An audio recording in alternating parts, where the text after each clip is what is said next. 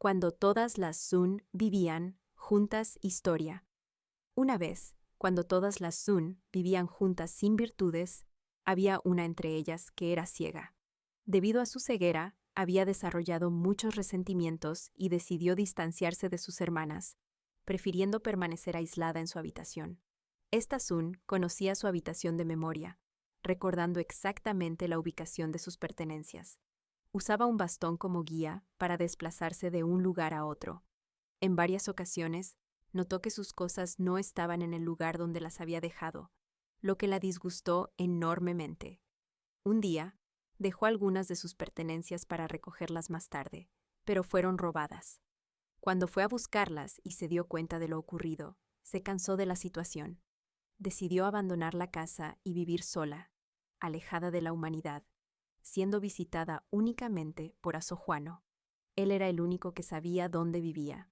Olofin convocó a todas las Sun para otorgarles una virtud. Todas atendieron el llamado, excepto aquella que había decidido vivir sola.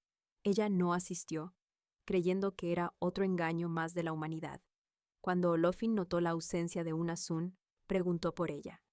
Las demás no pudieron explicar la razón de su ausencia ni decirle dónde estaba. Ante esta situación, Olofin buscó la ayuda de Orunmila para resolver el asunto.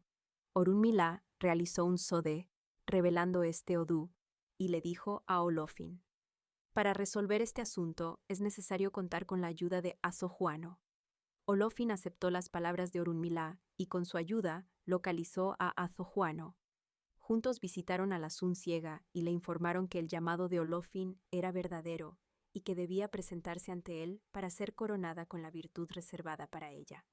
Al escuchar esto, la Sun respondió: la única manera en la que iré a ser coronada es si soy guiada por ambos.